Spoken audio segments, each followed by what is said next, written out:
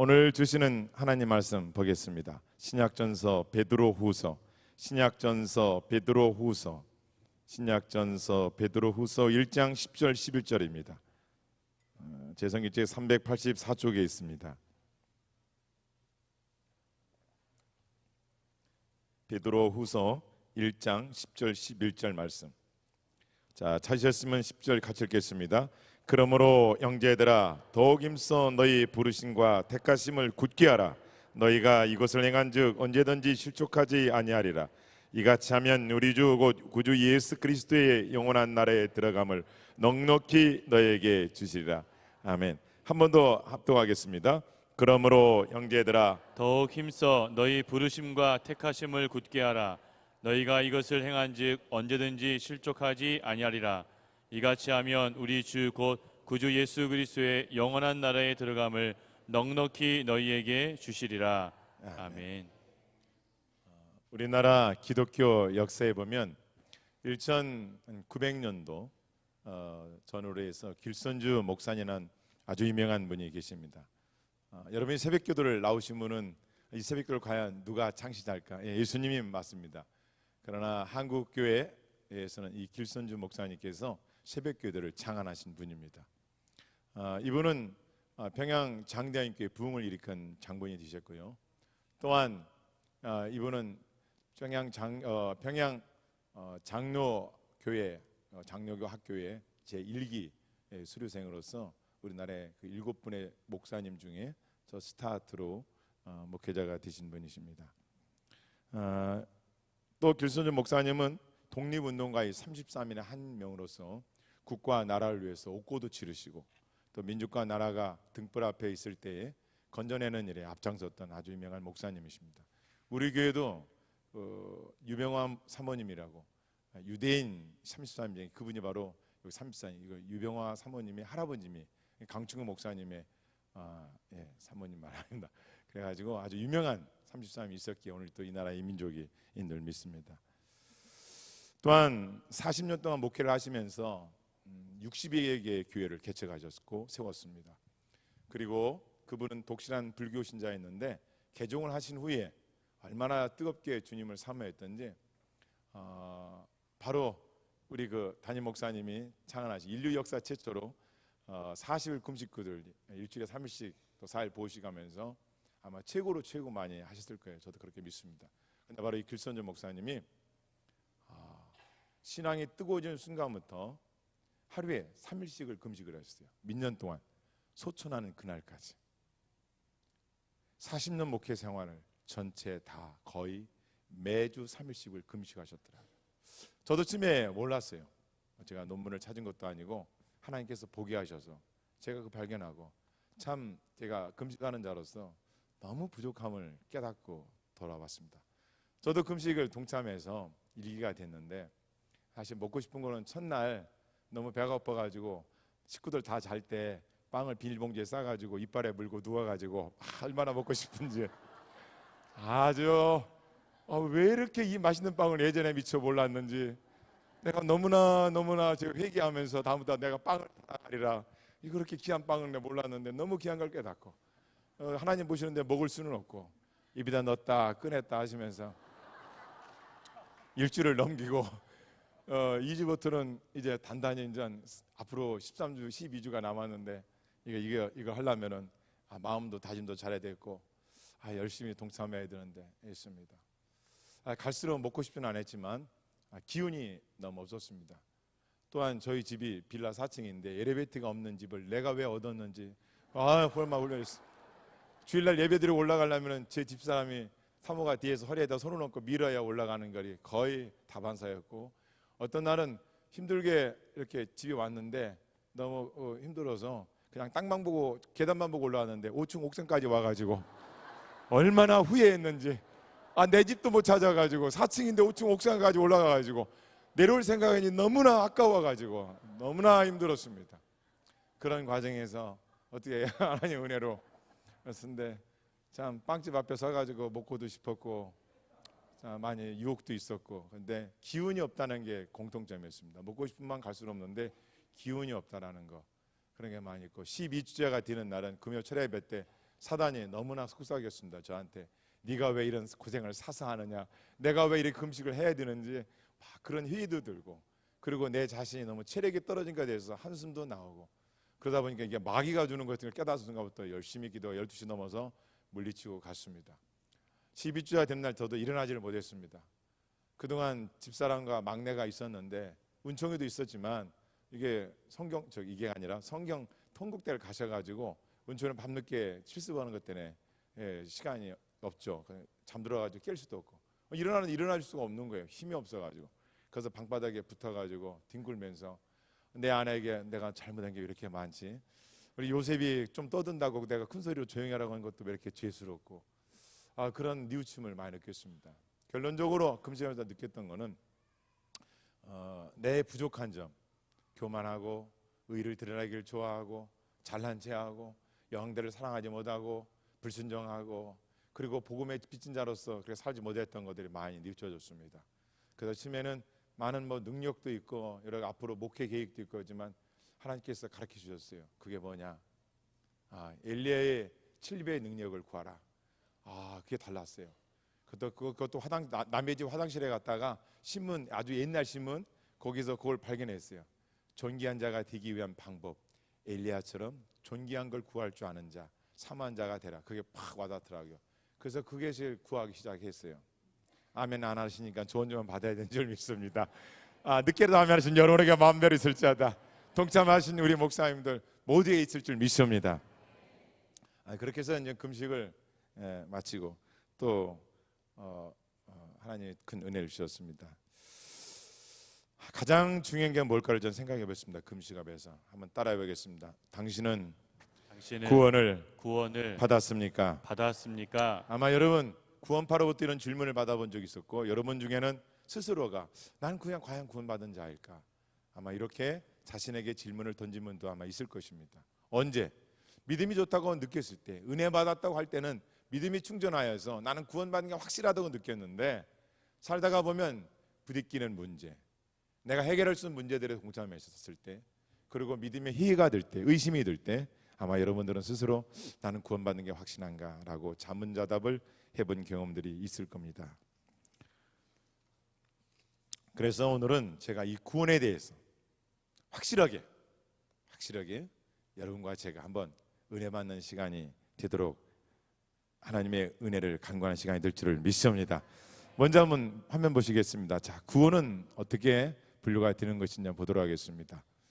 먼저 구원받았는지에 대한 네 가지, 방송실 띄워주시죠. 구원받았는지 네 가지 종류를 여러분에게 말씀드립니다. 첫째, 구원은 받았고 그것을 아는 사람입니다. 따라하겠습니다. 구원은 받았고 그것을 아는 사람.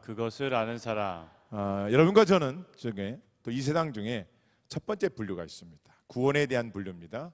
구원을 받은 걸 확실히 알고 받은 걸 확실히 알고 또 그 확신을 누리는 사람이 있다는 거죠. 이런 사람은 어떤 사람이냐? 예수님 말씀대로 영접한 사람들이에요. 그리고 신앙에 체험이 있어요. 기독교는 체험이에요. 체험의 종교예요. 반드시 체험이 있어요. 기도의 응답을 받았거나 어떤 죽음 앞에서 하나님 살아계시면 이번 한 번만 살려주시면 내가 주를 위해 종이 되겠습니다. 하나님 위해 살겠습니다. 복음을 전하는 자가 되겠습니다. 라고 하여튼 서원했던지 하여튼 간에 영접했고, 그리고 신앙의 체험이 있습니다. 그리고 때로는 기복적인 것이 있기 때문에 흔들릴 수는 있지만 절대로 확신해서 물러서지는 않습니다. 첫 번째 부류입니다. 두 번째 부류입니다. 한번 따라 보겠습니다. 구원받았고 그것을 모르는 사람. 당신께서 구원을 받은 줄은 아는, 구원받은 것이 있는데도 그걸 몰라요. 첫 번째, 두 번째 사람이에요. 그걸 몰라요. 구원은 받았는데 그걸 모르는 거. 옛날 어렸을 때 신앙 고백을 했고 영접했고 또 CCC나 기타 대학교 서클에서 아니면 옛날 시골 교회에서 전도사님과 1:1 양육을 받을 때 신앙 고백했는데 세월이 흘러서 세상적으로 살다 보니까 내가 구원받은지 안 받은지, 구원 안 받았겠지 라고 할 수 있습니다. 또한 교회를 나오시면서 구원받는 걸 확신은 안 돼. 근데 그거에 대해서 의심이 드는 사람, 이것도 괜찮은데 몰라요. 당신이 모르고 있는 거예요. 내가 구원받는 확실한가? 의심에 의심을 낳고 자신감이 없어요. 기도에도 응답이 없는 걸 보니 나는 구원받지 못한가 봐. 나이가 왜 인생에 이런 어려움이 있지? 아마 나는 구원받지 못한가 봐. 구원받는 걸 확실히 인정하면서도 그걸 모르고 지내는 사람도 있다는 거죠. 이런 사람들은 어떻게 해요? 이단에 빠지시기도 쉽고 다른 사람 말에 귀가 얇고 신앙생활을 하는데 한 계단 한 계단 보람이 없어요. 세 번째 분류를 보겠습니다. 따라하겠습니다. 구원받지 못했고 구원받지 못했고 그것을 아는 사람. 그것을 아는 사람. 간단해요. 영접도 안 했어요. 예수님을 믿지도 않아요. 그리고 구원받지 않은 상태에 있다는 것을 알고 있어요. 본인이 알아요. 나는 구원받지 못한 사람. 아마 저 바깥 세상에 있는 사람들 많아요. 당신이 알아요. 나는 영접도 안 했고 복음을 듣지도 못했고 들었어도 모르겠고 예수님을 믿지 않는 사람들, 또한 기독교가 아닌 타 종교에 있는 사람들, 이런 사람들 중에 거의 다가 구원받지 못한 걸 알고 그걸 본인이 인지하고 있다는 것이죠. 그걸 알고 있다는 것이죠. 네 번째입니다. 따라하겠습니다. 구원받지 못했고 구원받지 못했고 그것을 모르는 사람. 그것을 모르는 사람. 구원받은 것도 없고 또 받지 못한 사실도 몰라요. 아예 모르는 거예요. 이렇게 살아가는 사람들이 부지기수입니다. 어느 누구나 신학적인 거로 볼 때 요 네 부류에 속하되어 있다는 것이죠. 근데 놀랍게도 기복은 있을 수 있지만, 구원받았고 구원받이 확실하지만 기복은 있을 수 있지만, 이렇게 비유할 수 있죠. 흔들리지 않고 피는 꽃은 없다. 좀 유명한 말 적으세요. 저거. 흔들리지 않고 피는 꽃이 없듯이 인생에 고난 없이 성숙해지는 사람은 없죠. 구원은 받은 게 확실하고 믿음도 확실하고 체험도 있지만 때로는 힘들고 어려운 인생 여정에 또 신앙의 힘든 고난과 박해 속에서 흔들릴 수 있을지나 그러나 확실한 믿음에서 떠나지는 않아요. 저와 여러분 이런 사람이 될 줄 믿습니다. 그래서 그것을 뭐로 증거할 수 있느냐? 우리는 하나님 말씀을 믿으니까 디모데후서 1장 12절, 디모데후서 1장 10절 다 같이 읽겠습니다. 시작. 내가 믿는 자를 내가 알고 또한 내가 의탁한 것을 그날까지 그가 능히 지키실 줄을 확신함이라. 다시 한번 읽겠습니다. 시작. 이로 말미암아 내가 또 이 고난을 받되 부끄러워하지 아니함은 내가 믿는 자를 내가 알고 또한 내가 의탁한 것을 그날까지 그가 능히 지키실 줄을 확신함이라. 아멘. 안다는 거예요. 주인이 누구인지를 안다는 거예요. 하나님의 음성을 들을 줄 알고 분별할 줄 안다는 거예요. 그리고 능히 하나님을 의지하는 자들이 있다는 거죠. 내가 믿는 자를 내가 안다. 내가 의탁한 것을 그날까지 능히 나의 믿음을 끝까지 지켜줄 분은 내가 아닌 하나님인 것을 믿는다. 왜요? 믿음은 하나님의 선물이고 믿음은 우리가 믿고 의심하지 않고 지킬 때 하나님은 동일하게 우리와 함께한 줄을 믿습니다. 오늘 말씀 베드로후서에서는 바로 이 믿음을 가진 자들이 과연 신앙생활을 어떻게 승리하는 삶을 살아야 할지를 방법을 가르쳐주고 있습니다. 한번 10절 같이 읽겠습니다. 시작. 그러므로 형제들아 더욱 힘써 너희 부르심과 택하심을 굳게 하라. 너희가 이것을 행한즉 언제든지 실족하지 아니하리라. 그러므로 1절부터 9절까지 본문의 내용이 이러이러하니 그러므로 이제 결론을 말하겠다. 그러므로 너희가 어떻게 구원받은 백성으로 살아야 되는가를 이야기하겠다. 따라하겠습니다. 형제들아 더욱 힘써 너희 부르심과 택하심을 굳게 하라. 할렐루야. 아멘. 왜 부르심과 택하심을 굳게 하라고 했을까요? 앞절에 있는 내용을 말해요. 첫째, 성도가 갖춰야 할 덕목을 힘써 지키는 것을 부르심을 받은 자다. 택함 받은 자들이 이렇게 성도의 삶을 살아야 할 목표다라는 것이 뭔가 1장 5절 말씀 보겠습니다. 1장 5절 말씀 보도록 하겠습니다. 같이 읽겠습니다. 시작. 그러므로 너희가 더욱 힘써 너희 믿음의 덕의 지식을. 아멘. 자 보겠습니다. 하나님의 선물인 믿음인데요. 성도들에게는 믿음 생활의 첫 관문이 뭐냐? 말씀해 봤더니 너희가 힘써 너희 믿음의 덕의 지식을. 첫 번째가 믿음이 있어야 된다는 거예요. 구원받은 백성의 첫 번째가 뭐냐? 하나님의 가감없는 말씀을 믿는 믿음. 하나님 주신 말씀대로 예수님을 믿으면 모든 죄악에서 건짐받고 영생을 얻어 영원한 천국에 들어가는 확실한 믿음. 그런 자들에게 첫 번째 관문이 뭐냐? 믿음이 있어야 된다는 것입니다. 그럼 믿음만 있으면 되느냐? 그 믿음을 굳게 갖고 두 번째 할 일이 있는데 따라했습니다. 믿음에 덕이 있어야 된다. 덕을 쌓으라는 거예요. 하나님의 성품을 따라 덕스러운 신앙생활을 하라는 겁니다. 이것이 상대방에도 덕이 되는지, 이것이 내 가정에 덕이 되는지, 내가 하나님을 믿는다는 사람으로서 구별된 삶의 덕을 베풀며 사는가를 보라 이거예요. 제가 늘 강조하는 거 하나가 있는데요. 난양 천리 인똥 말리. 무슨 똥 얘기 하시나 하는데요. 그게 아니고 난의 꽃의 향기는 천리를 가지만 인간이 베푼 덕은 만리를 간다는 거예요. 보는 사람 없고 수레 타고 말을 타고 차를 타고 가는 건 아닌 그 덕이 사람의 입술을 통하여 만리를 간다는 거예요. 하나님을 믿는 사람들 바로 이렇게 살아야 된다. 너희가 신앙생활 할 때 너만을 위주로 내 개인적인 것이 아니라 내가 예수님을 믿음으로 어떤 열매로 믿는 자들에게 본이되며 믿지 않는 자들에게 표변이 되느냐, 그것이 뭐로 나타난다? 덕이라는 겁니다. 난 여러분들이 이 밤에 믿음의 덕을 쌓는 결단의 시간이 되길 바랍니다. 세 번째가 지식이라고 말합니다. 우리 덕의 지식이라는 단어가 나오는데요, 5절에 보면 지식이라는 겁니다. 하나님께서 이 땅에 우리에게 주신 귀한 선물은 누구예요? 예수님이에요. 예수님 다음으로 이 땅의 최고의 선물이 뭘까요? 그렇죠, 이성이라는 분별력이에요. 오늘날 이 시대는 우리의 이성을 흐려놓습니다. 이성을 혼미케 합니다. 이성이 뭐예요? 옳고 그름, 진리와 비진리, 옳으냐 그르냐 뿐만 아니냐, 정이냐 불이냐, 이것이 하나님 말씀이냐, 이것이 인간의 말이냐, 구분하는 능력, 지적인 힘, 지력, 이 이성. 그래서 로마서 12장 1절에 보면 너희는 이 시대를 본받지 말고 하나님이 선하시고 기뻐하신 뜻이 무엇인지 분별하라 할 때 이 분별이 어원이 이성이라는 겁니다. 그래서 이성은 게노시대 가지고 세상적인 이성을, 지식을 말하는 것이 아니라 너희가 하나님 주신 최고의 선물 이성, 판단하는 능력, 이해하는 능력, 요 지적인 힘을 하나님을 아는 지식과 성경을 아는 지식과 기도로 친밀한 관계 속에서 알아가라는 거예요. 할렐루야. 이게 영적인 지식이 있어야 되는 거예요. 하나님 아는 지식이 있어야 무기가 되고 힘이 되죠. 이 지식이 없으니까 이단에 빠지고, 지식이 없으니까 쓰러지고, 아는 게 없는 거예요.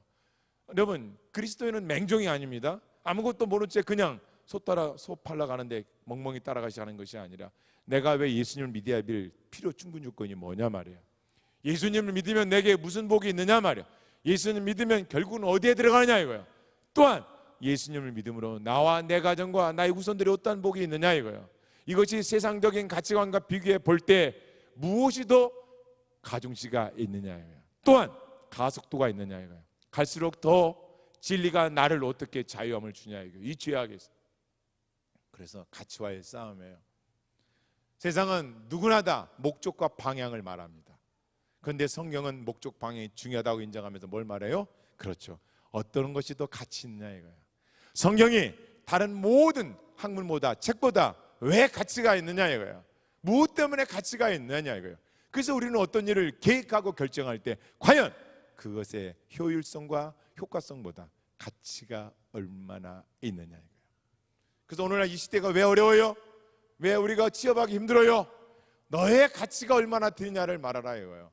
그러나 우리의 가치는 뭐예요? 세상적으로 판단해지는 것이 아니죠. 비록 우리가 세상적인 지위와 부와 명예를 갖지 못했을지라도 우리 안에 믿고 내주하시는 성령의 역사와 오직 예수님을 믿음으로 얻는 권능, 이것 때문에 우리는 세상을 정복하고 나갈 줄 믿습니다. 지식이라요. 그리고 이 지식은 그냥 되는 거 아닙니다. 여러분이 가정에 돌아가서 옛 믿음의 선진들이 쓴 책, 고서, 성경뿐만 아니라 좋은 신앙의 전설을 읽어야 돼요. 부단히 나를 갈고 닦아야 돼요. 그냥 한번 교회 와서 예배 한번 드리고 말씀 듣고 그거로 이길 수 있는 힘은 약해요. 노력해야 돼요. 그래서 여러분이 지적인 능력을 길러야 돼요. 앞으로 우리 의회 목사님도 그렇게 하신다는데 큐티나 말씀 공부한다 하잖아요. 이거 굉장한 겁니다. 알아야 힘이 있죠. 알지 못하면 어떻게 해요? 지는 거예요. 마귀에게. 확실성이 없기 때문에. 그래서 여러분과 제가 이 땅에서 세상을 살아가면서 이성을 날카롭게 해야 돼요. 그래서 철학을 잘 하셔야 돼요. 공부를 하셔야 돼요.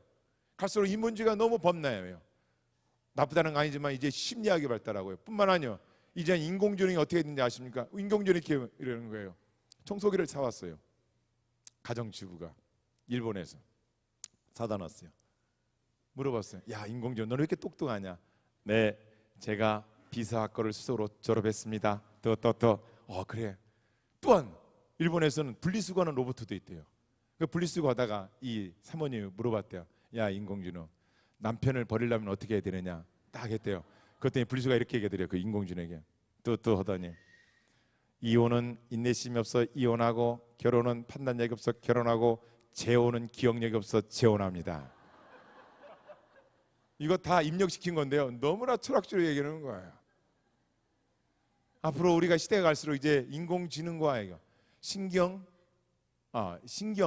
뭐 인류학이라든가 신경 교류학이라든가 지금 이런 학문이 지금 범람하고 나오고 있어요. 벌써부터.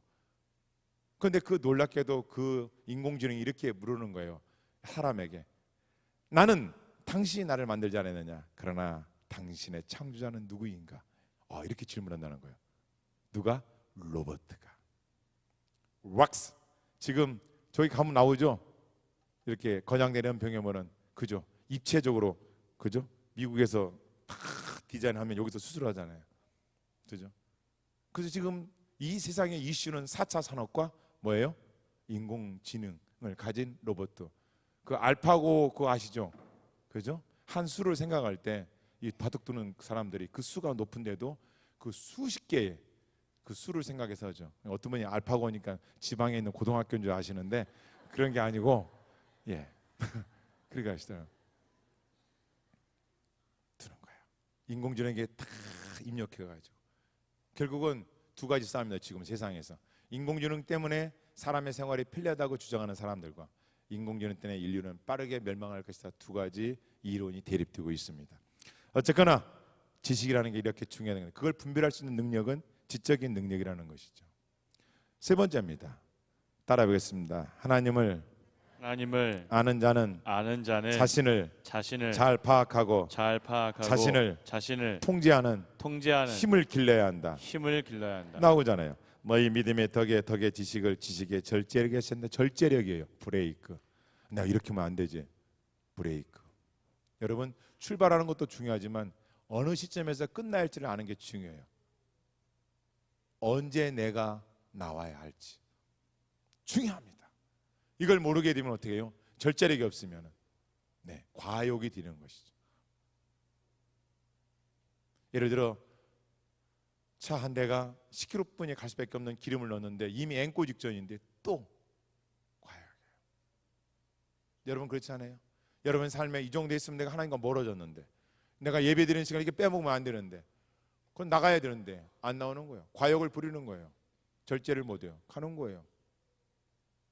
그래서 성경은 하나님 백성들 해야 할 일 중에 뭐예요? 절제라는 거예요. 절제. 자기 자신을 통제하라고요. 어떤 사람이 큰 사람이요? 절제력 있는 사람이에요.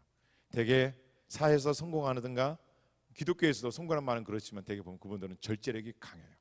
자기 자신의 언어나 행동이나 계획이나 절제력이 있어요.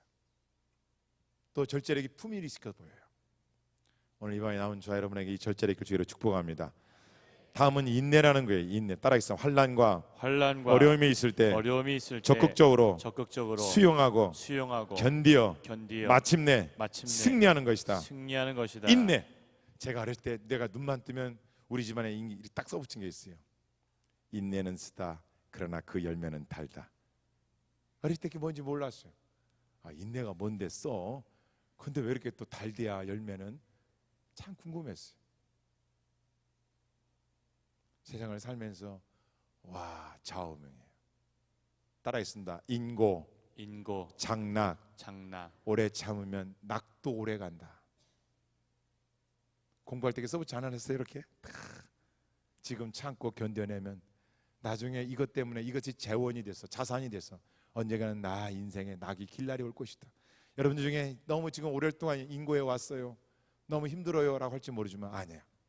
주님 안에서 반드시 여러분이 에게 하나님 주신 약속이라면 낙이 길 날이 올 줄을 믿습니다. 아멘. 인내요. 다음은 경건이에요. 인내심만 있으면 되는 거 아니야. 자기 자신을 하나님께 헌신하는 거예요. 자기 자신을 하나님께 헌신하는 이웃사랑, 또한 형제의 우애, 그리고 가장 큰 그리스도의 덕목은 따라했습니다. 그리스도의 덕목은 사랑이다. 세 가지 사랑. 하나님 사랑은 목숨을 바쳐 힘을 다하여 뜻과 계획과 모든 걸 바쳐 하지만 인간 사랑은 너 사랑한 만큼만 하고 너도 사랑해라. 여러분 모두가 자기를 사랑할 줄 알아야 돼요. 주님 안에서 말하는 거예요. 주님 떠난 사랑이 아니에요. 주님 안에서 나를 사랑할 줄 알아야 남을 사랑해요. 사랑을 받아본 사람이 사랑을 해줘요. 중요합니다. 그래서 성도의 최고의 덕목은 뭐냐? 인격은 뭐냐? 그건 사랑이라는 거예요. 두 번째, 그러므로 이런 것들 성도가 지켜야 할 덕목들을 가지고서 그러므로 너희가 힘써서 해야 할 일이 있다. 그게 뭐냐? 따라하십니다. 부르심의 확실한 증거를 가지고 있으라. 디모데서 1장 9절 말씀에 이 말씀이 있어요. 하나님이 우리를 구원하사, 읽겠습니다. 시작. 하나님이 우리를 구원하사 거룩하신 소명으로 부르심은 우리의 행위대로 하심이 아니요 오직 자기의 뜻과 영원 전부터 그리스도 예수 안에서 우리에게 주신 은혜대로 하심이라. 아멘. 예. 여기 보면 예정론이라는 걸 말하죠. 이미 우리를 예수 믿게 한 것은 하나님이 나를 부르신 걸 인정하고 내가 마음의 문을 열고 영접했는데, 보니까 성경은 이미 하나님께서 거룩한 부르심이 있었는데 너희 행위에 착하고 순전한 때 부른 것이 아니라 영원 전부터 하나님이 뜻 가운데 너희를 택하셔서 불러주었다는 거예요. 오늘날 우리가 희박할 것이 구원의 기쁨인 줄을 믿습니다. 아멘. 그분이 구원시켜줬는데 왜 내가 의심하고 구원의 반전에서 떠나가냐 이거예요. 안 그래요? 이걸 믿는다면 이미 창조진에 나를 선택했다는 거예요. 뭐로 증거하느냐? 제가 읽어드리겠습니다. 이사야서 49장 1절, 이사야서 49장 1절 이런 말씀이 있어요. 섬들아 내게 들으라, 먼 곳 백성들아 귀를 기울이라. 여호와께서 태에서부터 나를 부르셨고 내 어머니의 복중에서부터 내 이름을 기억하셨으니. 이사야 선지자의 고백이에요. 어머니 뱃속에 있을 때부터 이미 하나님은 나를 부르셨다는 거예요. 내가 태어나기 전부터 하나님이 나를 알고 계시다는 거예요. 여러분, 남자와 정자가 만나면 어떻게 해요? 1초에 20회씩 커져요. 이렇게. 그 뱃속에 있기 전부터, 남자와 정자가 만난 순간 이전부터 나를 기억하고 있었다는 거, 이것을 믿으시길 바랍니다. 두 번째는 에베소서 1장 18절 19절입니다. 읽겠습니다. 시작. 이는 그가 모든 지혜와 총명을 우리에게 넘치게 하사. 이 모든 지혜와 풍성함을 우리에게 넘치게 주셨다는 거예요. 이것은 뭐냐면은 부르심의 소망이 무엇이며 우리의 마음의 눈을 밝히셔서 우리 마음속에 하나님을 경외해 보시는, 이 마음을 가지고 로마서 10장 10절 말씀이면 바로 그 말씀이에요. 너희가 마음을 읽고 입으로 시인하여 구원에 이르느니라. 바로 그것이죠. 좀 더 설명해 드리겠지만은 그게 뭐로? 지각으로 한다는 것이죠. 성도 안에서의 기업의 풍성함이 무엇인가를 너희가 깨달으라는 거야. 다음 에베소서 1장 3절 6절 말씀 읽겠습니다. 에베소 1장 3절 갑니다. 시작. 찬송하리로다 하나님 곧 우리 주 예수 그리스도의 아버지께서 그리스도 안에서 하늘에 속하 모든 신령한 복을 우리에게 주시되 이는 그가 사랑하시는 자 안에서 우리에게 거저 주시는 바 그의 은혜의 영광을 찬송하게 하려는 것이라. 아멘. 보면은 창세전에, 이 세상을 만들기 이전에 하나님께서 예수님 안에서 이미 우리를 선택했다는 거예요. 택하셨다는 거예요. 또 우리를 사랑을 택한 이유는 뭐냐? 따라해서 거룩하고 흠이 없게 하시려고 우리를 예정하사 그리스도 안에서 자기의 아들들이 되게 하셨느니라. 이 모든 목적은 하나님의 은혜의 영광을 찬송하게 하려는 것이다. 아멘. 이것이 부르심의 목적이라는 것이다. 하나님을 찬양하라고, 입술로, 언행으로, 행동으로, 믿음의 거룩한 삶으로, 누구에게? 하나님 앞에, 누구에게? 아내와 남편과 자녀와, 누구에게? 믿지 않는 이웃들에게도 본이 되라 이거예요. 이것이 너희를 부르신 목적이다. 그 부르심의 본이 되기 위해서는 아까 설명드린 믿음의 절제에서부터 쭉 나열된 신의 성품을 갖추는 자가 되라고 가르쳐주고 있는 겁니다. 또한 세 번째는 오늘 말씀을 따라했습니다. 너희 부르심과 택하심을 굳게 하라. 굳게 하라는 것은 뭐냐면요, 덕목을 쌓아가며 구원의 목표를 이룰 때 완전한까지 쉬지 말고 달려가라. 너희가 구원의 목표에 이르기까지 쉬지 말고 달려가라. 끝까지 가라는 거예요. 중도에 포기하지 말라 이거예요. 끝까지 가라 이거예요. 그것이 너희를 부르신 목적과 택한 목적이라는 것이죠. 그러니까 끝까지 달려가라. 왜? 오늘 말씀의 제목처럼 천국에 넉넉히 들어갈 수 있는 비결이 바로 부르심과 택하심을 믿고 의심하지 말고 열심히 목적지를 향하여 달려가야 할 줄을 믿습니다. 그러면은 우리가 여러분과 제가 신앙생활하면서 아마 궁금했던 것이 있을 게 뭐냐? 아니 어떤 성경 구절은 구원을 받으라, 주 예수를 믿으라, 그러면 너네 집 구원을 받으리라. 네가 마음으로 믿고 이루신하여 구원을 받느니라. 이런 말도 있는데 또 어떤 절은 구원에 이르라 이렇게 얘기해요. 시제가 달라요. 그러면 이런 건 어떻게 우리가 이해하고 받아야 되는지 한번 도표를 보겠습니다.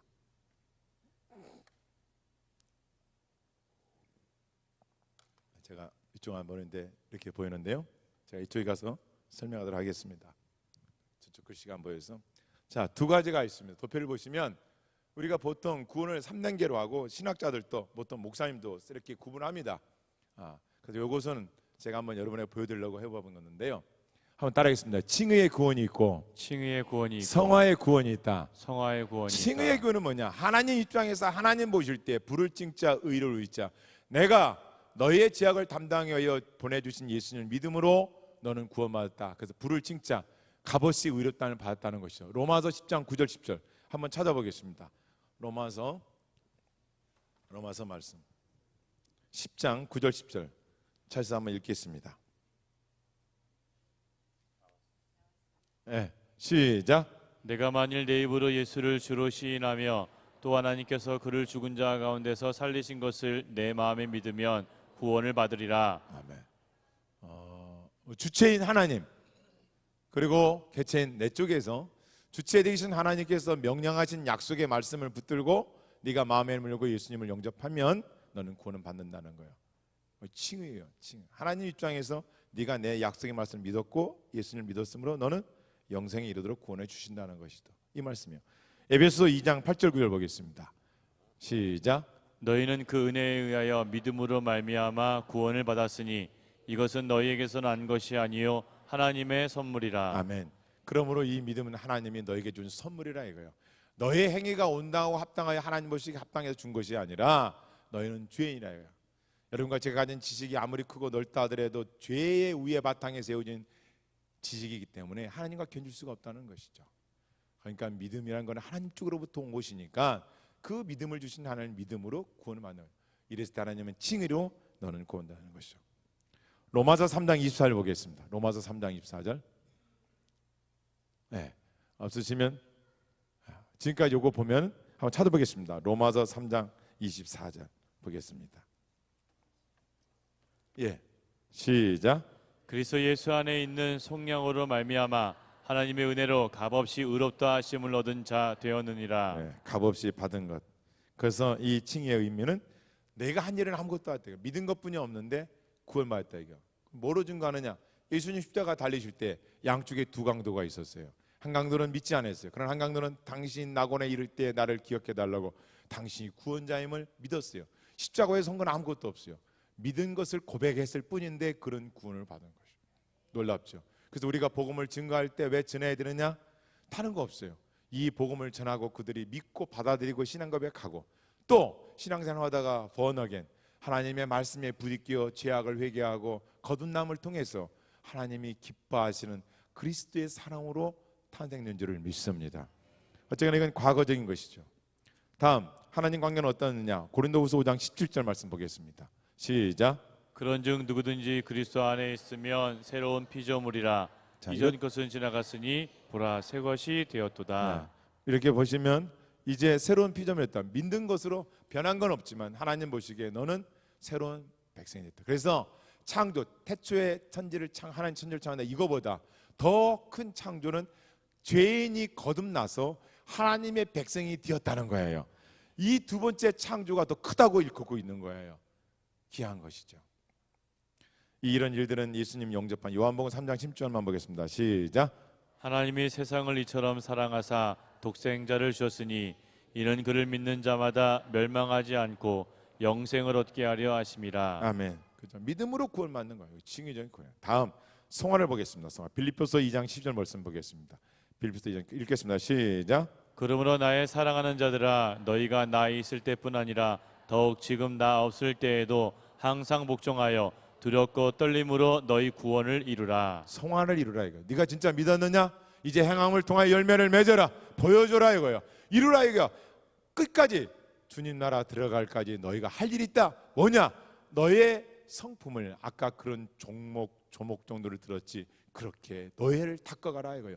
너희의 속사람을 만들어가라 이거. 구원에 이르도록 너희의 성화적인 삶을 살라고 우리에게 가르쳐주고 있는 겁니다. 또한 오늘 이 시대에 보면 믿음 좋은 사람들 볼 수 있어요. 봉사 열심히 하는 분이 있어요. 교회 일에 충성한 분이 있어요. 그러나 여러분과 제가 볼 때 예수님 닮은 사람은 몇 명이나 됩니까? 우리가 많은 계획도 있어요. 많은 플랜도 짭니다. 모여서 회의도 합니다. 그러나 예수님 닮기 위해서 본이 되는 사람은 얼마나 있습니까? 그렇기 때문에 어떤 계획과 플랫보다 내 자신이 먼저 그리스도를 닮아가는 성화적인 삶, 이것이 우리의 목표가 될지 할 줄 믿습니다. 그런 사람은 어떻게 살아냐? 디모데전서 4장 5절 좀 넘어갔어요. 디모데전서 4장 5절 보겠습니다. 디모데전서 4장 5절 말씀으로 읽겠습니다. 시작. 하나님의 말씀과 기도로 거룩하여 짐이라. 세상의 방법으로 되는 게 아니라 말씀을 많이 읽고 말씀을 지키고 기도 생활에 충성하고 기도의 자리에 나오고. 왜 아멘 안 하신대요? 하라 이거예요. 뭐 얘기를 쓰고 말씀을 들으려고 애를 쓰고 여러분처럼, 그리고 그 말씀이 나의 생활에 어떻게 적용이 된 걸 알면서 배우려고 노력하는 거예요. 그래서 이 두 가지 칭의와 성화, 물론 영화의 단계도 있지만 알아라 이거예요. 제가 이번에 4014 금식을 하면서 하나님 큰 은혜를 준 것이 많이 있어요. 그 중에 하나가 전도지를 만들게 됐어요. 그동안 차일피일 미뤘고 어떤 말씀을 어떻게 만들어야 할지, 그래서 조그만 여러분 아는 사형리처럼 책자를 만들어 봤어요. 하나님 주시는 은혜죠. 근데 놀랍게도 오늘 이게 인쇄가 됐고 저작권이 등록이 됐고 오늘 인쇄가 돼서 우리 교회 도착해서 여러분 나갈 때 하나씩 드리겠습니다. 비싼 건데 드리겠습니다. 한번 보시겠습니다. 자, 하나님의 음성이라는 건데 제가 이 하나님 앞에 기도하다가 받았어요. 하나님 가르쳐 줬어요. 여러 가지 하려고 해요. 천국의 초대장, 천국의 초청장, 천국의 안내 뭐 이렇게 했는데 하나님 가르쳐 주세요 했더니 하나님은, 왜냐? 하나님 오늘날 많은 사람이 한 울림, 하늘림 이렇게 하늘 가리키 지칭 스카이. 그래서 어떻게 보면 하나님 나라, 하나님이란 이 여호와, 야훼, 아도나이, 러드, 그죠? 엘로임, 이 귀한 30가지가 넘는 이 귀한 이름을 드러낼까? 그런 마음으로 기도했더니 하나님이, 하나님, 그렇지. 내가 이 땅을 떠나도 우리 한 세대가 지나가도 계속해서 이 전도지가 하나님, 하나님, 하나님 이걸 전하기 위해서 하나님 그다음에 음성이라고 했습니다. The voice of God이라 했는데 넘겨보겠습니다. 한번 보이시면 읽겠습니다. 시작. 하나님의 음성 내용은 무엇입니까? 많은 사람들에게 전해지면서 하나님 음성을 들어보셨습니까? 하나님 계십니까? 못 들어봤는데요. 예, 하나님 음성이 있습니다. 그것이 무엇입니까? 딱 열어보면 바로 하나님이 세상을 춤사라 당신을 사랑하사 독생자를 주셨고 그것을 믿는 자마다 지옥 가지 않고 영생하냐. 뭘 믿느냐? 당신은 죄인이신데 하나님은 예수님은 죄가 없다는 거. 예수님 이 땅 오신 목적은 당신이 지은 죄를 갚아주고 오셨다는 거. 그분이 십자가에 못 박혀 피 흘려 죽으시고 당신의 죄를 믿으면 다 용서받는 것 뿐만 아니라 장사님 삶 안에 부활한 걸 믿으면, 부활하고 승천하시고 다시 오실 재림주를 믿으면, 뿐만 아니라 예수님 믿으면 영혼의 천국에 들어가는 걸 믿으면 지옥 가지 않고 멸망. 마가복음 9장 48절 49절 거기는 구더기도 죽지 않고 불도 꺼지지 않느냐, 사람마다 불러서 소금짓 하나마다 요 멸망당하지 않고 영생. 요한계시록 21장 4절 거기는 눈물도 곡하는 것도 아픈 것도 다시 있지 않는 것, 사망이 없는 것, 새하늘과 새 땅을 바라보는도다. 여기 천국에 가라는 것이 하나님의 음성입니다. 성경 66권을 한마디로 표현하면 이것입니다. 두 번째 읽겠습니다. 2번입니다. 시작. 하나님은 누구십니까? 그럼 하나님 누굽니까? 알아야죠. 하나님의 정체성, 하나님의 속성, 하나님의 비속성. 신학적으로 조직 신학적으로 얘기하면 너무 길잖아요. 간단하게 하나님 따라서 하나님은 창조주이십니다. 하나님은 전능한 분이십니다. 하나님은 사랑이십니다. 하나님 지금도 당신을 사랑하고 계십니다. 이분이 창조주요 전능자요. 뭐 고칠 질병도 없고 못 이룰 일도 없고 안 되는 곳 되게 할 수 있고 인간의 절망이면 하나님 희망을 주시는 분, 전능자라 이거예요. 이분이 당신을 사랑해서 하나님 음성이 들려지는 겁니다. 3번 갑니다. 시작. 왜 하나님은 나를 사랑하십니까? 그 하나님이 창조하는 왜 나를 사랑하신대요? 이렇게 물어보면 여기 말씀이 시작. 하나님의 사랑이 우리에게 이렇게 나타낸 바 되었으니 하나님이 자기의 독생자를 세상에 보내심은 그로 말미암아 우리를 살리려 하심이라. 왜 보냈느냐? 당신을 살리려고 보냈단 말이야. 이렇게 사시다가는 끄트머리는 멸망이고 지옥이다 말이야.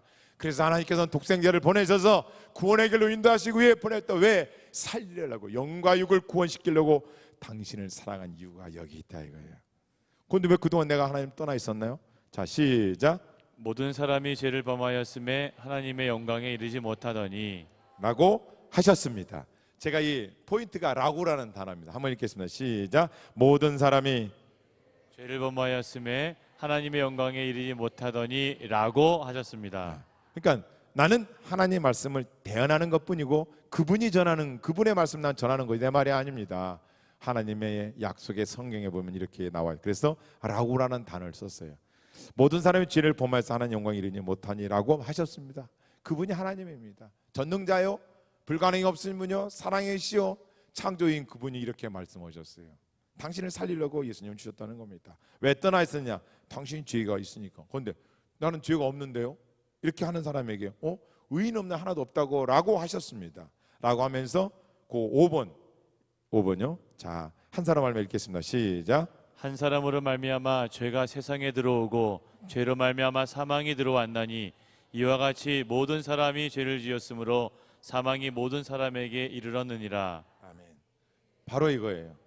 자, 죄에 대함은 그들이 나를 믿지 아니하며 속에서 곧 시작. 속에서 곧 사람의 마음에서 나오는 것은 악한 생각, 곧 음란과 도둑질과 살인과 간음과 탐욕과 악독과 속임과 음탕과 질투와 비방과 교만과 우매함이니 이 모든 악한 것이 다 속에서 나와서 사람을 더럽게 하느니라 라고 하셨습니다.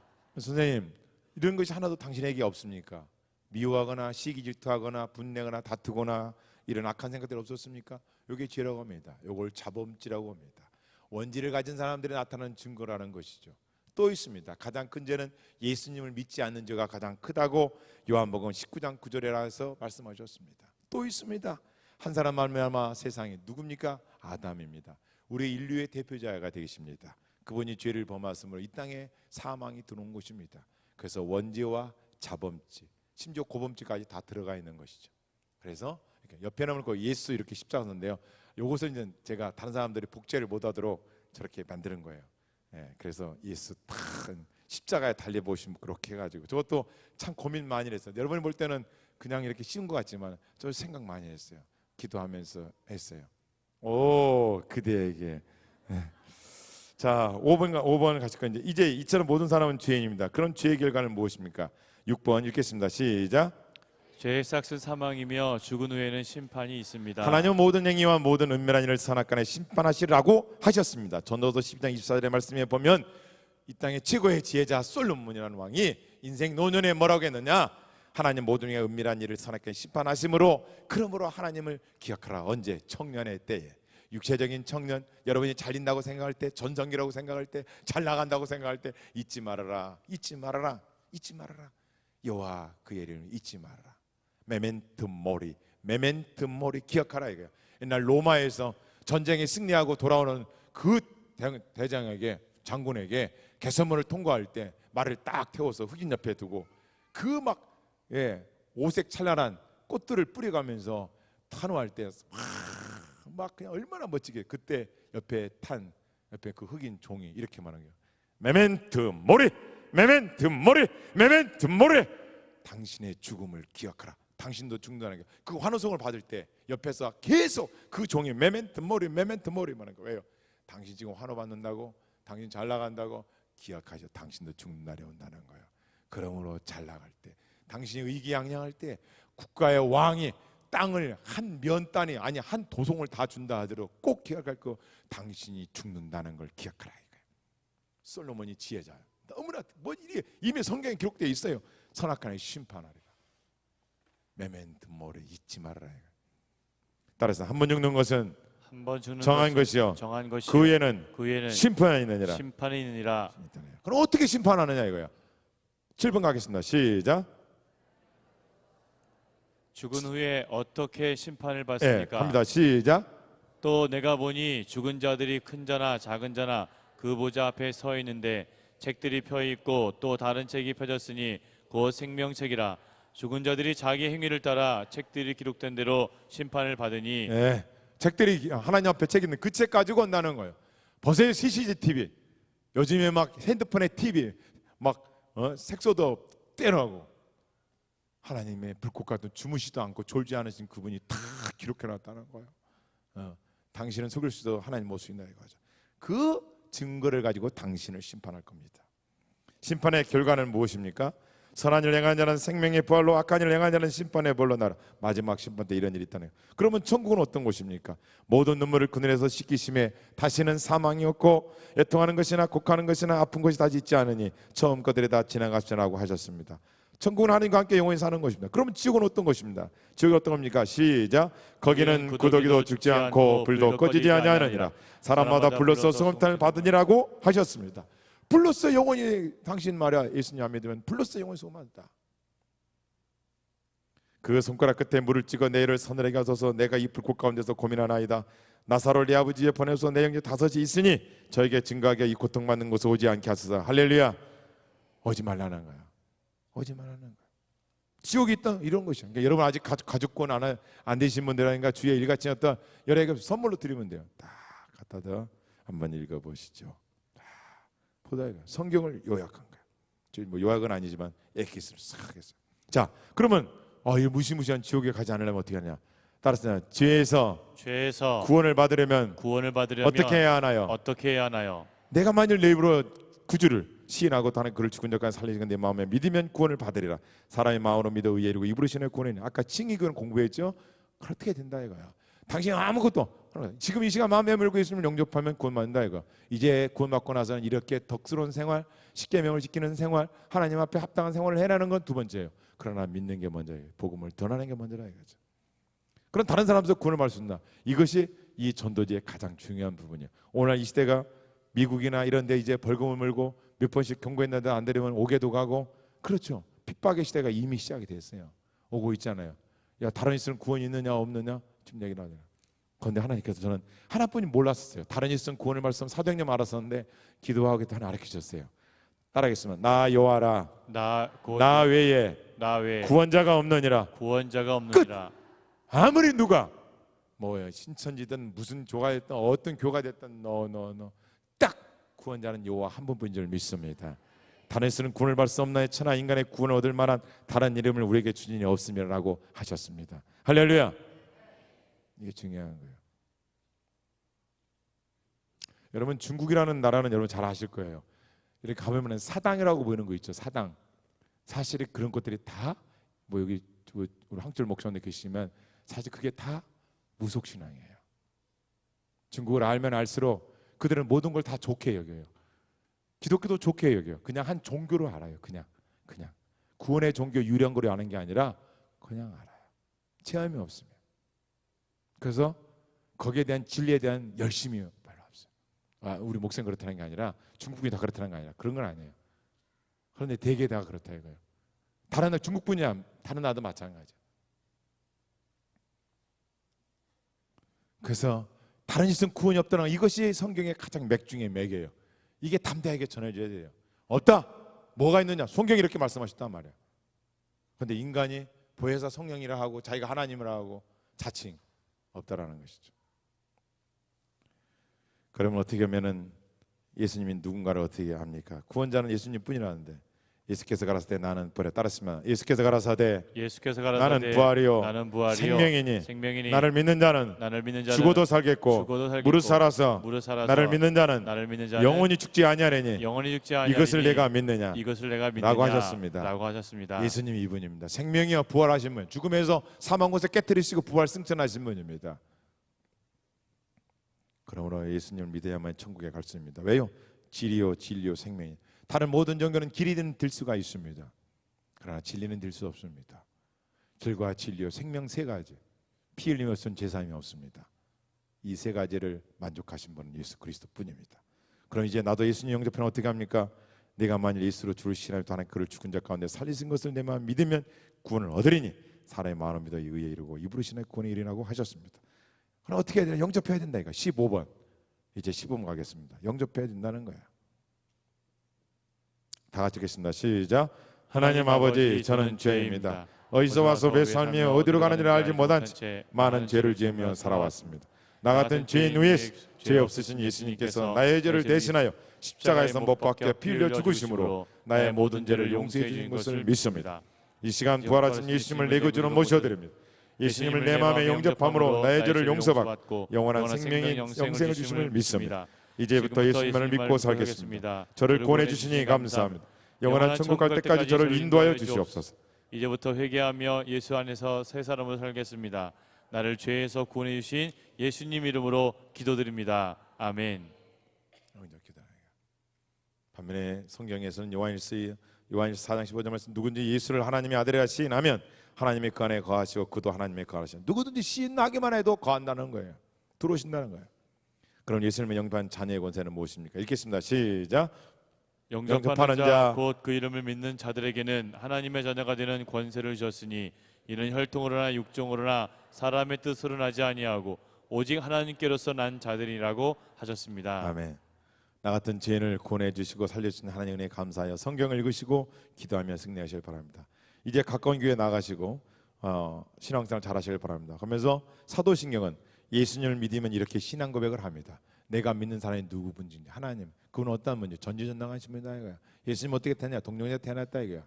예수를 믿으면 무슨 복을 받냐? 다 하게. 두 번째, 예수를 믿으면 지켜야 할 계명이 있다. 10계명. 예수를 믿으면 지켜야 할 하나님의 계명을 지켜야 합니다. 주기도문, 하나님 앞에 기도할 때는 이렇게 기도하시는 겁니다. 맨 뒤에 다 했습니다. 맨 뒤에 보시겠습니다. 맨 뒷장 없으신가요? 제가 읽어드릴게요. 시작. 오직 주께서는 너희를 대하여 오래 참으사 아무도 멸망하지 아니하고 다 회개하게 이르실 원하시느니라. 아멘. 공단에 있는 그 각자 교회 여러분들이 뭐 선물하면 자기 이름 넣어서 연락처 적어놓고 하시는 거예요. 하나님께 영광을 막드리겠습니다. 그래서 또 언어에 능통하신 우리 황철 목사님에게 중국어로, 또 노영찬 형제님에게 영어로, 또 일본어는 또 우리 김인태 목사님 다 해서 준비시켜 달라고. 또 이번에 부산 수영학과를 다녀왔는데요. 거기에 캄보디아, 러시아, 불어, 이스라엘, 죄송합니다. 불어, 그다음에 그 캄보디아, 필리핀, 그다음에 방언 이렇게 해서 그것도 딱 하나님 보여주시더라고요. 그래서 이렇게 또 번역을 하시는 거거나, 제가 실력이 그렇게 안 되니까 하나님 이분들을 또 만나게 해주십시오 해서 또 번역 작업을 들어가서 전 세계, 저 아내가 기도합니다. 70억이 넘는 모든 사람의 손마다, 가정마다 이 전도지가 성경 가는 곳보다 더 많이 가게 하옵소서. 할렐루야. 시간이 많이 갔는데요. 자, 그러면은 그렇게 우리가 이렇게 구원받으면서 성화된 삶을 살아가려면은 어떻게 살아간다는가? 야고보서 말씀에 보면 이런 말씀이 있어요. 더 큰 심판을 받을 줄 알고 선생되지 말고 온전한 사람이 누가 되냐 봤더니 말에 실수가 없는 사람이 온전한 사람이래요. 말에 실수를 하지 말라 이거예요. 그 얘기가 뭐냐? 오늘 베드로후서 1장 말씀에 보면 그렇게 우리에게 가르쳐주고 있습니다. 너희가 이렇게 하냐 언제 축하냐라, 이렇게 하면 주의 주 예수 그리스도의 넉넉히 들어라. 즉 온전하게 살아갈 수 있는 방법이 뭐냐? 실수하지 않는, 말에 실수가 없고 또 우리가 많이 선생이 되지 않는 자들, 이거 온전해야 돼요. 그렇게 하지, 이렇게 살아가면 넉넉하게 영원한 천국에 들어갈 수 있다고 말씀하셨습니다. 그러면 마지막으로 어떻게 우리가 부르심과 택하심의 확실한 구원의 믿음을 가지고 살아가는가? 따라하겠습니다. 은혜와 평강을 제일로 삼는 삶을 살아라. 로마서 1장 7절 말씀인데요. 로마서 1장 7절 말씀에 보면 너희가 그 부르심에 합당한 열매를 맺기 위해서는 은혜와 평강, 사도 바울이 그래요. 항상 편지 때 은혜와 평강이 임하기를 원하라. 우리가 이 세상 살아서 부귀공공보다 내 안에 은혜와 평강이 있느냐 이거야. 평강이 있느냐 이거야. 평안한 마음, 이게 크다는 거예요. 네가 그 은혜 속에 지금 믿음의 구원의 여정을 가고 있느냐, 이게 소중한 겁니다. 두 번째로 따라서 하나님 베풀어 주신 사랑을 확증하고 잊지 말아라. 잊지 말라는 겁니다. 하나님 사랑을 잊지 말아라. 세 번째, 모든 일을 협력하여, 따라서 모든 일을 협력하여 선을 이루라. 로마서 8장 39절 이런 말씀 있어요. 그리스도 사랑 안에서 끊을 자가 없음을 믿고 담대하게 믿음의 경주를 하라. 너희가 구원받은 건 끊을 자가 없다, 이 세상 누구도. 그러므로 믿음의 담대한 경주를 뛰어라 이거, 뛰어라. 마지막으로 한번 찾아 읽겠습니다. 고린도전서 15장 58절. 고린도전서 15장 58절.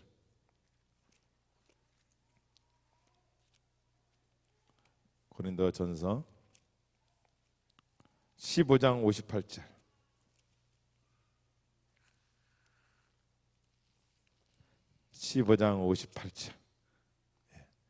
다 같이 읽겠습니다. 시작. 그러므로 내 사랑하는 형제들아 견실하며 흔들리지 말고 항상 주의 일에 더욱 힘쓰는 자들이 되라. 이는 너희 수고가 주 안에서 헛되지 않은 줄 알미라. 할렐루야. 아멘. 그러므로 너희들아 굳건히 하라. 믿음에서 흔들리지 말아라. 부르심과 택하신 하나님 오셨으니 너희는 요 믿음을 믿고 의심하지 말고 흔들리지 말고 주 안에서 반드시 헛된 걸 알아서 믿음의 경지에 서는 싸움 승리할 줄을 믿습니다. 한마디로 요약하고 마치겠습니다. 인도의 선교사님이 한번 얘기한 적이 있었는데요. 어떻게 보면 이분들을 전도학교에서 전도를 했는데 어느 날 이분들에게 성경보를 양육을 많이 했는데 과연 구원받는 걸 어떻게 알을까 해서 지나가다가 물어봤어요. 노인한테. 했더니 그 노인이 서 있어요. 성도님, 구원이 뭐예요? 물어보니까 노인이 탁 보더니 낙엽을 딱 주워. 낙엽을. 그러더니 개미를 한 마리 또 탁 놓더래요. 그러더니 낙엽 위에 개미를 올려놓더니 불을 탁 댕기니까 낙엽에 팍팍팍 타들어가는데 구원이란 개미를 딱 끓여놓더래요. 불타가는 멸망길에서 건져주심을 받은 것. 기도하겠습니다. 귀한 메시지입니다. 기도하겠습니다.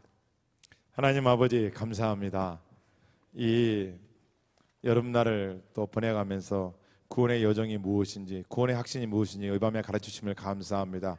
믿음에서 흔들리지 않게 해주옵시고 환경 때문에 약해지지 않게 해주옵시고 그럴 때일수록 더 믿음의 굳건한 반석 위에 세워져서 구원의 선물을 주신 하나님 영광이야 끝까지 쓰임받는 그리고 하늘의 상을 잃지 않는 저와 우리 성도들 앞날에 나들어 축복하실 주 예수님을 축복하며 또 오늘 귀한 예물을 올려드린 손길들 위해 기도 제목대로 이루어지게 하여 주옵시고 하늘의 귀한 면류관의 주인공들이 되게 하여 주옵시고 쓰고 넘게 해 주옵시고 예물이 쓰러진 곳에도 하나님의 큰 복을 부어 주옵소서. 예수 그리스도를 축복하며 기도합니다. 아멘.